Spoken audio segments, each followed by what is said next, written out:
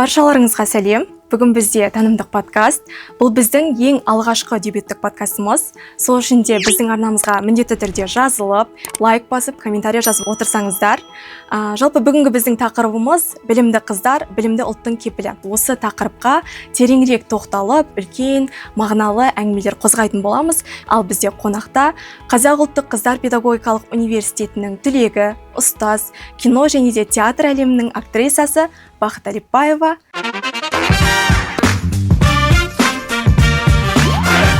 Бақыт ханым, қош келдіңіз. Қош көрдік. Біздің ұсынысымызды қабыл алып, уақытыңызды бөліп келгеніңіз үшін алғысымыз шексіз. Рахмет. Жалпы өзіңіз осы ыстық ұядан түлек болып ұштыңыз. Және де осында келіп сағынышыңызды басып, қуанып отқан боларсыз. Бүгінгі көңіл күйіңіз қалай? Көңіл күйім өте жақсы. Бүгін негізі мен осы қыздар педагогикалық университетінде психология мамандығы бойынша магистратура бітірдім.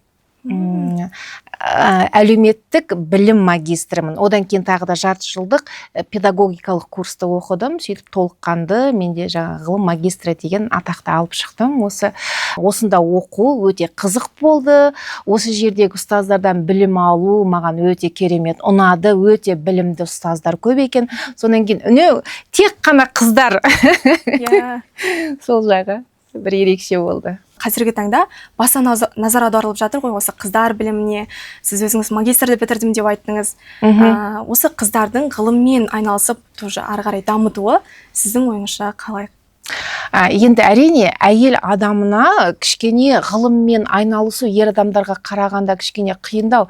Себебі бізде тек ғылыммен ғана айналысып отырмайсың ғой, бүкіл басқа дүниеге бәрін қойып онымен отырмайсың. Сенің отбасың болса, отбасыңа қарауың керек, бала шағаң бар деген сияқты, тағы басқа жұмысың бар деген сияқты, оның бәрін алып жүру әрине өте, енді қалай айтсам екен, оңай емес.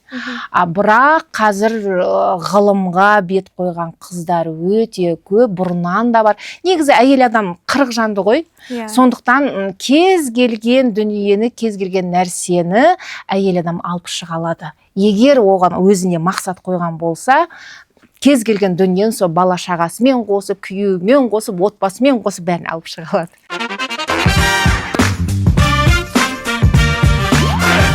Өзіңіз жайлы жаңағы актрисамын деп айта өттіңіз ғой, өнер жолына түстім деп. Және де сол салаға түсуіңізге не себеп болды? Әлде бала күнгі арманыңыз болды ма? Айта өтсеңіз. Енді өнер адамы болу, актриса болу, кез келген баланың, енді кез келген мүмкін бір 100%-дің бір 80% адамда бір актриса, актер болуды армандайды. Менің де арманым болды. Бірақ енді мен актриса болып кетемін деп мүлдем ойлаған жоқпын. Бірақ армандадым, қызықтым, боламын дедім. Сөйтіп оқуды бітіретін кезде, енді мектеп бітіріп жатқан кезде менің әкем сұрады, қандай мамандық қалайсың деп. Сол кезде мен айттым, актриса болғым келеді. Әкем менің бетімнен қақпады. Жақсы деді, болсақ болайық. Менің үлкен әкемнің әпкесі бар. Сол кісі қарсы болды негізі. Жаңағы інісіне айтты менің әкеме. Ой, қыз баланың актриса болғаны қиын, ертең бұзылып кетеді. Берме деді. Ол кезде сондай бір түсінік болатын. Сөйтіп әкем мені алып келді Алматыға. Сөйтіп мен келген жылы тура қазақ тобын қабылдамайды екен. Мен келген жылы орыс тобы, ұйғыр және кәріс тобын қабылдайды екен да. Сосын маған айтты, сен енді әскерге бармайсың, келесі жылы кел деп мен шығарып салды. Сөйтіп медициналық институтқа тапсырдым. Ол кезде университет емес, институт қой, өткен ғасыр, 20-шы ғасыр ғой, мен әңгіме айтып отырғаным. Сонымен мединститутқа тапсырдым, ешқандай дайындықсыз құлап қалдым. Сөйттім де қайттым, бір жыл үйде болып, келесі жылы келіп, ол кезде подкурс деген болды, дайындық курсы болды. Сол дайындық курсында дайындалып, сөйтіп бағым жанып Тұңғышбай Жаманқұловтың шеберханасына оқуға түсіп кеттім. Қандай керемет. Шынында да нағыз қыздар сізден үлгі алу керек деп ойлаймын. Сондай қайтпас мінезіңізбен бәрібір де жетіп отырсыз осындай нәрсеге. Рахмет. Әлемдік брендтегі университет терминіне тоқтала өтсек. Жалпы өзіңіз түлеп ұшқан осы Қазақ ұлттық қыздар педагогикалық университетінің әлемдік брендке көтерілуі үшін, яғни қандай қадамдар жасалу керек деген секілді өзіңіздің ұстанымыңызды немесе ойыңызды айта өтсеңіз. Жалпы бізде қазіргі таңда әлемдік бренд дегенді естігенде көптеген адамдар бір рейтинг, атақ деген секілді елестетеді ғой.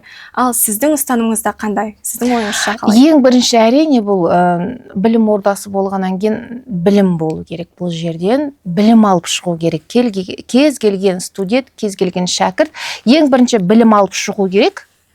Сондықтан бұл жерде білімді мұғалімдер көп болу керек деп ойлаймын. Сол жаңағы ұстаздардың деңгейін көтеру керек. Ұстаздар мысалға шетелге барып оқып келу керек. Солай деңгейін көтеру керек деп ойлаймын. Және талап қатаң болу керек. Ол жағы да менің ойымша сол білімді жетілдіруге бір септігін тигізеді деп ойлаймын. Енді бұл жерде өзінен де тек қана қыздар бұл сонысымен ерекшеленіп тұр. Әрине мен осында оқып жүрген кезде маған бір қызық көрінетін өңшең қыздар, енді ұстаз ер адамдар бар ғой, олар сирек, негізі студенттердің бәрі қыздар, сол жағымен ерекшеленеді. Енді әлемдік деңгейде осы жағымен мүмкін ерекшеленуге болатын шығар. Осы қыздардың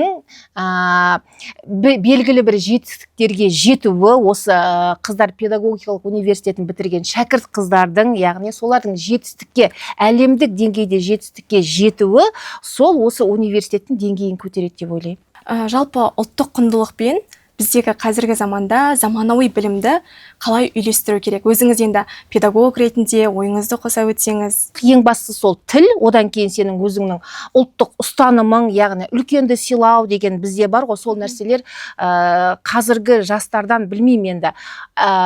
Кішкене болса да қалып бара жатқан сияқты болып көрінеді өзіме кейде.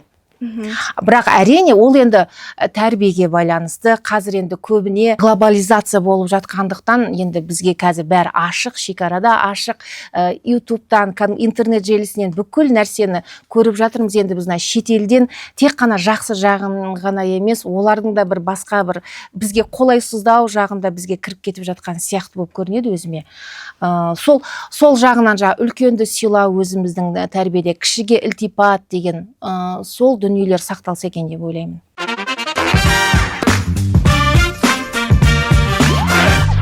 Жалпы бізде қазіргі кезде білім саласында көптеген енді заманауи технологиялар дамып жатыр. Соның әсерінен сабақтарда мысалы қызықты ойындар немесе басқа да нұсқаларды қолданып жатыр.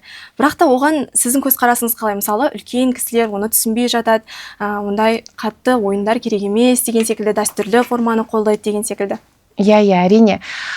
Ол негізі маған ұнайды. Бұл жаңашылдық.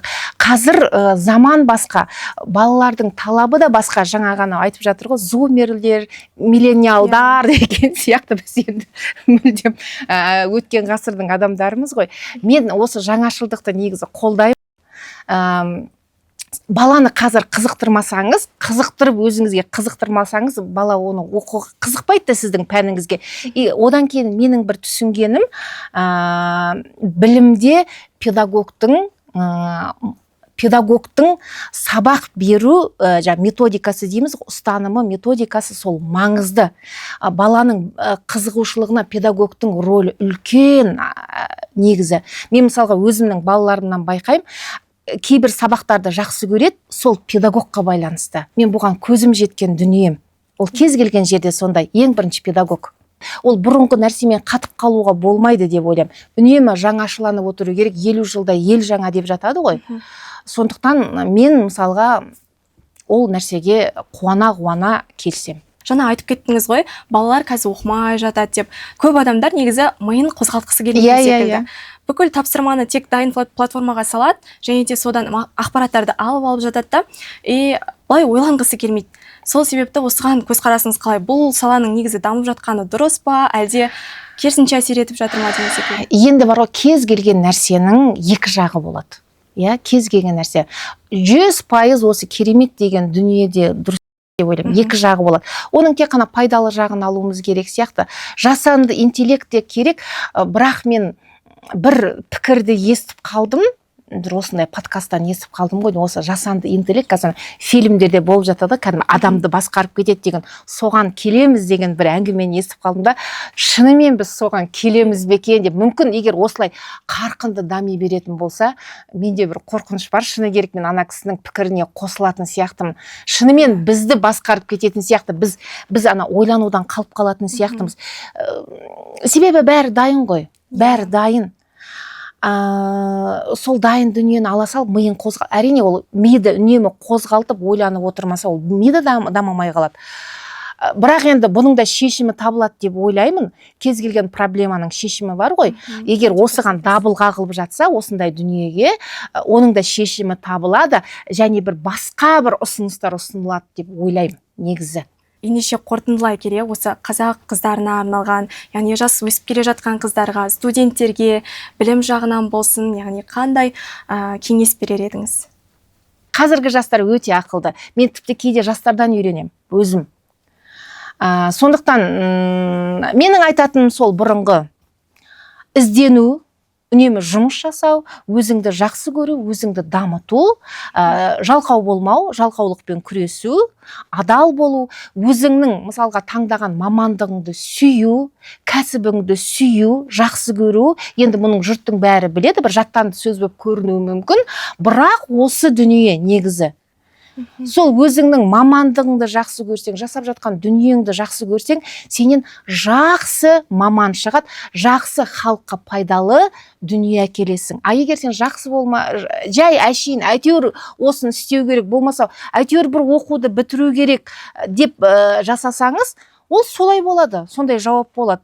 Сіз де әйтеуір жүрген біреу боласыз. Одан ешкімге пайда жоқ, ешкімге зиян да жоқ, мүмкін зиян да болуы мүмкін ол дүниеден ше. Сондықтан таңдаған мамандықтарыңызды сүйіңіздер, жақсы көріңіздер және адал орындаңыздар. Үлкен рахмет. Бақыт ханым, сізге үлкен алғыс айтамыз. Осы тақырып бойынша білімді қыздар, білімді ұлттың кепілі демекші. Осы тақырып аясында тереңірек сұхбат алдық, өзіңізден жауаптар алдық деген секілді. Құрметті тыңдармандар, біздің бағдарламамыз өз мәресіне жетті.